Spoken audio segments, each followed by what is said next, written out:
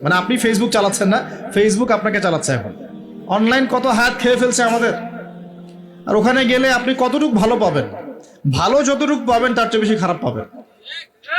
হয়তো বলতে পারেন ভাই আপনাদের লেকচার শুনছি অনলাইনে, শুনছেন ঠিক আছে, লেকচার শুনলেন ভালো কথা আলহামদুলিল্লাহ, একটু পর দেখবেন একটা নগ্ন মেয়ের ভিডিও চলে আসতেছে, একটা গান চলে আসতেছে। আর এগুলো সব অ্যালগোরিদম। অ্যালগোরিদম কিন্তু মুসলিমরা আবিষ্কার করেছিল। এখন সেই অ্যালগোরিদম নিয়ে পশ্চিমারা কি করেছে, অ্যালগোরিদম দিয়ে আপনার ব্রেনটাকে সেট করা হয়েছে। মানে আপনি যেই ভিডিওটা একটু বেশি সময় দেখবেন, ঠিক আছে, বা যে বিষয়ে একটু কথাবার্তা বলবেন, দেখবেন সেটা ওরা ক্যাচ করবে। ক্যাচ করে আপনি যখন পরে এই ফেসবুকে ঢুকবেন, দেখবেন সেই ভিডিও আপনার সামনে, ওই সিমিলার ভিডিওস আপনার সামনে আসতেই আছে, আসতেই আছে, আসতেই আছে। ওরা কিন্তু অ্যালগোরিদম দিয়ে আপনাকে ট্রেস করেছে। মানে আপনি ফেসবুক চালাচ্ছেন না, ফেসবুক আপনাকে চালাচ্ছে এখন। কথা বুঝতে পারছেন? আচ্ছা, আসুন সামনে যাই। আজকে রাত্রে লেকচার শুনলেন, বাসায় গিয়ে ঘুমাবেন। এমনি এমনি ঘুমাবেন না, ঘুমানোর আগে বিসমিল্লাহ বলে লাইটটা অফ করবেন, বিছানাটা বিসমিল্লাহ বলে ঝাড়বেন, ঠিক আছে। ওয়াশরুম থেকে পারলে অজু করে আসবেন। মশারি দিচ্ছেন, লাইটস অফ করছেন, পাত্র যেগুলো আছে সেগুলো একটু ঢেকে রাখবেন বিসমিল্লাহ বলে, দরজা লাগাবেন বিসমিল্লাহ বলে। এরপর 3 বার পড়বেন সূরা ইখলাস একবার, সূরা ফালাক একবার, সূরা নাস একবার, পরে হাত একত্রিত করে ফু দিয়ে গা মাসাহ করবেন। এই কাজটা 3 বার করবেন। একবার আয়াতুল কুরসি পড়বেন, সূরা বাকারার 255 নম্বর আয়াত, আল্লাহু লা ইলাহা ইল্লা হুয়াল হাইয়ুল কাইয়ুম, এটা শেষ পর্যন্ত। এরপর সূরা বাকারার শেষের 3টা আয়াত পড়বেন, লিল্লাহি মা ফিস সামাওয়াতি, এখান থেকে ফানসুরনা আলাল কওমিল কাফিরিন পর্যন্ত। তারপর ডান কাতে পাশ ফিরবেন, বলবেন আল্লাহুম্মা বিইসমিকা আমুতু ওয়া আহইয়া।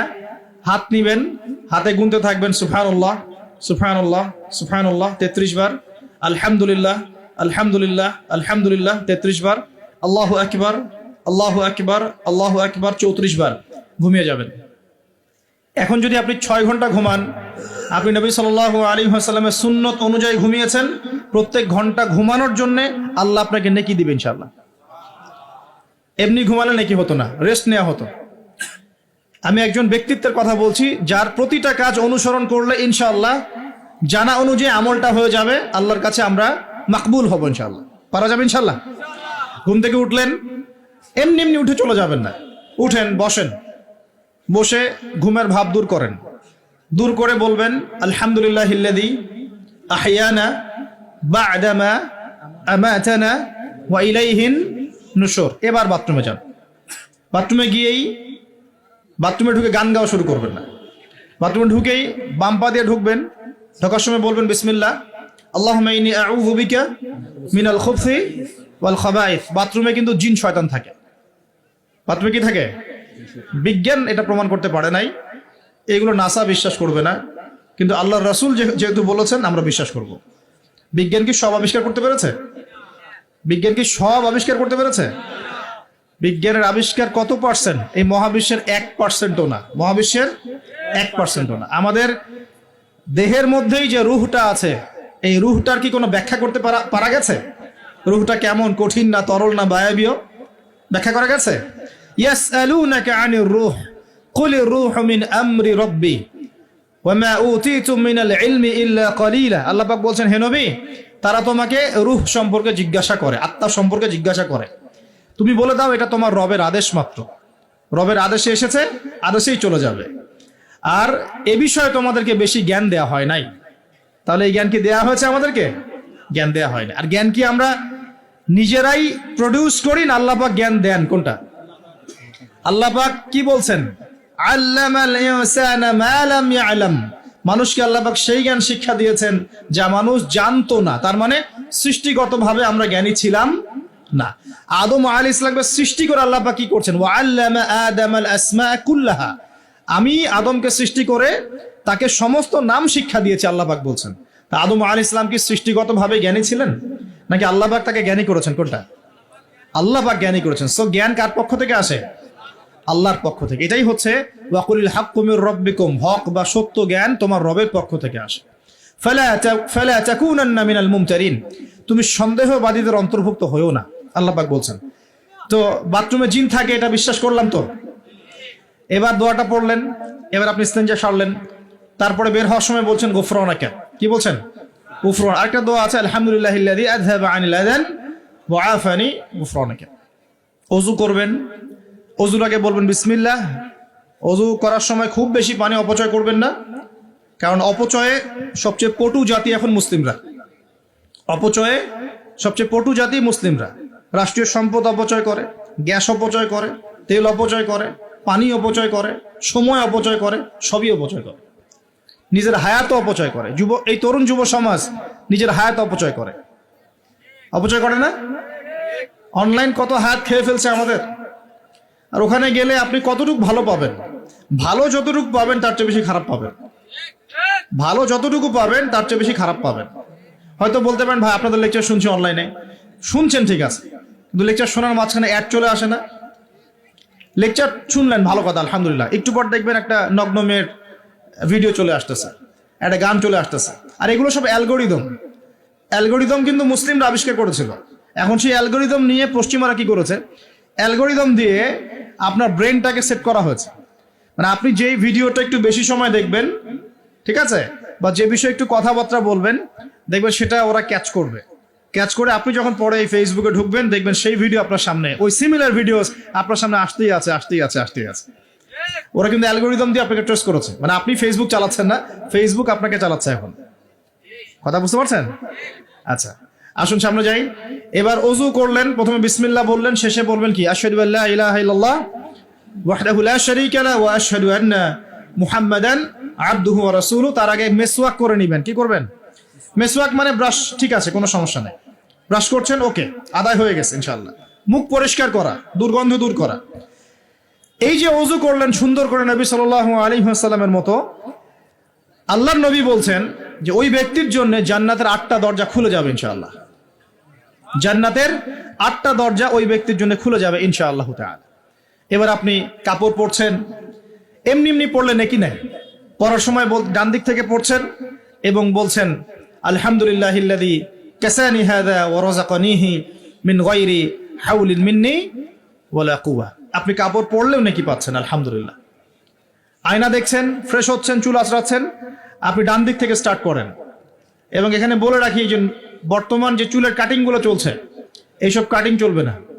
এই ডানে বামে কোনো চুল নাই, আর মাঝখানে চুল দিয়ে কি বলবো এটা, হ্যাঁ, কুজা বলে আরবি দিয়ে মনে হয় সম্ভবত। এইসব কাট চলবে না। যদি একদম ছোট করতে চান তাহলে সামন পেছন সমান হবে, আর্মি ছাট, একদম একদম সামন পেছন সমান। আর না হলে বাবরি, কাঁধ, কান, কানের লতি, এই পর্যন্ত আপনি রাখতে পারেন। যার নাই তার তো প্রশ্নই নাই, যার নাই তার তো আর বলে লাভ নাই। যার আছে, নবীজি বলেছেন সাল্লাল্লাহু আলাইহি ওয়াসাল্লাম, যার চুল আছে সে যেন চুলের যত্ন নেয়। কে বলেছেন? দেখেন, ইসলাম আপনাকে চুল আঁচড়ানো শিখিয়েছে। আপনি ইসলামে কি চাচ্ছেন? ইসলাম এমন একটা দিন বা জীবন ব্যবস্থা যেখানে আপনি জীবনের প্রতিটা বিষয়ের সমাধান তো পাবেনই, ইভেন আপনি চুল কেমন করে আঁচড়াবেন সেটাও ইসলাম আপনাকে শিখাবেন। ইনশাআল্লাহ। হায়েজ হয়েছে, নেফাস হয়েছে, হ্যাঁ, ওযু ইস্তেঞ্জা করেছেন, টয়লেট করেছেন, কিভাবে পবিত্রতা অর্জন করবেন, গোসল ফরজ হয়ে গেছে, কিভাবে গোসল করবেন, কিভাবে নামাজ পড়বেন, কিভাবে পরিবার চালাবেন, কেমন করে ব্যবসা করবেন, কেমন করে সমাজ চালাবেন, কোন বিষয়টা বলা বাকি আছে কোরআন এবং হাদিসে? বলেন তো একটা বিষয় দেখাতে পারবেন যেটা কোরআন এবং সুন্নাহয় নাই? এটাই তো প্রমাণ করে যে ইসলাম আল্লাহ রাব্বুল আলামিনের পক্ষ থেকে নাজিলকৃত সর্বশ্রেষ্ঠ এবং আসমানি গ্রন্থ, আসমানি দিন, যেটা আল্লাহ পাক জমিনবাসীর জন্য নাজিল করেছেন। কিভাবে আপনি কম্পেয়ার করবেন কোনটা সত্য কোনটা মিথ্যা? আপনি সবগুলো ধর্মগ্রন্থ নিয়ে বসে দেখেন যে প্রত্যেকটা ধর্মগ্রন্থের মধ্যে কি জীবনের প্রতিটা বিষয়ের সমাধান আছে কি না, ঘেটে দেখেন। যদি দেখেন যে না, সবগুলো ধর্মগ্রন্থ ঘেটেছি, শুধু কোরআন এবং হাদিসে পেয়েছি যেখানে প্রতিটা বিষয়ের সমাধান আছে, তাহলে নিঃসন্দেহে এটা আল্লাহ পাকের পক্ষ থেকে এসেছে। সহজ। আর যখন জেনে যাবেন এটা আল্লাহর পক্ষ থেকে এসেছে, তখন আমাদের কর্তব্য তার সামনে আত্মসমর্পণ করা। আল্লাহ পাক আমাদের সবাইকে পরিপূর্ণ মুসলমান হওয়ার তৌফিক দান করুন। ওযু শেষ, এবার যাবেন নামাজে। নামাজে যাওয়ার সময় বাসা থেকে বের হচ্ছেন, আল্লাহর রাসূল শিখিয়েছেন আপনাকে বলতে হবে বিসমিল্লাহ, বিসমিল্লাহি তাওয়াক্কালতু আলাল্লাহ ওয়ালা হাওলা ওয়ালা কুওয়াতা ইল্লা বিল্লাহ। বের হলেন, আপনার সাথে একজন ফেরেশতা থাকবেন ইনশাআল্লাহ, শয়তান দূরে চলে যাবে ইনশাআল্লাহ। মসজিদে যাচ্ছেন, যাওয়ার সময় চুপচাপ থাকবেন না, দোয়া পড়বেন, জিকির করবেন, একটা দোয়া আছে, এটাও পড়তে পারেন।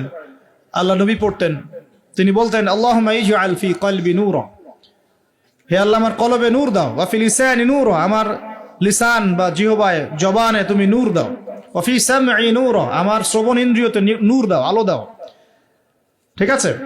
ওয়া ফি বাসরি নূরা, আমার দৃষ্টি শক্তির মধ্যে নূর বা আলো দাও, ওয়া আন ইয়ামিনি নূরান, আমার ডান দিকে আলো দাও, ওয়া আন শিমালি নূরান, আমার বাম দিকে আলো দাও, আমার উপরে নিচে তুমি নূর দাও। আল্লাহুম্মা ইজআল ফি নাফসি নূরা, আল্লাহ আমার নফসের মধ্যেই তুমি নূর বা আলো দাও। এরকম দোয়া আছে, আরো অনেক শব্দ আসছে, এটা ছোটটা বললাম, এটা বড় ভার্সনও আছে, এই দোয়াটা অনেক বড়। তো এই দোয়াটাও পড়তে পারেন। নূর বা আলো কার পক্ষ থেকে আসে? দুনিয়াতে যদি আমরা এই জাহেলি পরিবেশে অন্ধকারাচ্ছন্ন সমাজে আমরা যদি আলো চাই, আল্লাহর নূর ছাড়া কোনো গতি নাই। আল্লাহ পাক নূর দিলে আপনি আলো পাবেন। আল্লাহ পাক খিদর আলাইহিস সালামকে নূর দিয়েছিলেন না? নৌকা কেন ফুটা করছেন মানুষ বুঝতে পারছে না, খিদর আলাইহিস সালাম বুঝতে পারছেন ফুটা না করলে সমস্যা আছে, জলদস্যু নিয়ে যাবে। মনে আছে গল্পটা? কোন সূরায়? কোন সূরা? সূরা কাহফ। বাচ্চাকে কেন হত্যা করলেন মানুষ বুঝতে পারছে না, মুসা আলাইহিস সালামও বুঝতে পারছেন না। খিদর আলাইহিস সালাম বলছেন এই বাচ্চাকে হত্যা না করলে বড় হয়ে বড় কাফের হতো, আর পুরো মানে বাবা মাকেও পর্যন্ত কাফের বানাতো। দেয়ালটা কেন নির্মাণ করলেন মুসা আলাইহিস সালাম বুঝতে পারছেন না। খিদর আলাইহিস সালাম বলছেন এই দেয়াল নির্মাণ না করলে এর নিচে এতিম দুই বাচ্চা রেখে যাওয়া বাবা মার সম্পত্তি ছিল, মানুষরা নিয়ে চলে যেত, এই কারণে করেছে। তো যা সবাই বুঝবে না, যা সবাই দেখবে না, যা সবাই উপলব্ধি করতে পারবে না, আপনি যদি সেটা দেখতে চান, শুনতে চান, উপলব্ধি করতে চান, তাহলে আল্লাহর নূর লাগবে। কি লাগবে? আর আল্লাহ পাকের নূর এমনি এমনি আসবে না। আগে ফরজিয়াতের উপর আমল করতে হবে, নফল আমল বাড়াতে হবে, সুন্নতের উপর পাবন থাকতে হবে, মনের মধ্যে রোগ দূর করতে হবে। মনে অহংকার রাখলে নূর আসবে না, মনে হিংসা বিদ্বেষ রাখলে নূর আসবে না, সারাদিন গীবত তহমত সমালোচনা গালিগালাজ করে নূর আসবে না, হারাম খেলে নূর আসবে না। এক কথায় তাসকিয়া বা আত্মশুদ্ধি অর্জন না করতে পারলে নূর আসবে না। আর আল্লাহর নূরওয়ালা মানুষদের কাছে গেলে ইনশাআল্লাহ নূর আসবে। এরকম মানুষ তো খুঁজে পাওয়া এখন মুশকিল, মুশকিল না? আমরা মোটামুটি সবাই দিন দিন কেমন জানি বস্তুবাদী হয়ে যাচ্ছে। বস্তুবাদী মানে দুনিয়ার ফিকিরটা বেশি, দুনিয়া ঠিক রেখে তারপর পরকাল করতে চাই, তাই না ভাই? আল্লাহ পাক আমাদেরকে বোঝার তৌফিক দেখ যে এই দুনিয়ার জীবনটা সংক্ষিপ্ত এবং চিরস্থায়ী নয়। আমাদের প্রতিটা কাজ পরকালীন স্বার্থে করা উচিত। আল্লাহ পাক বোঝার তৌফিক দান করুন।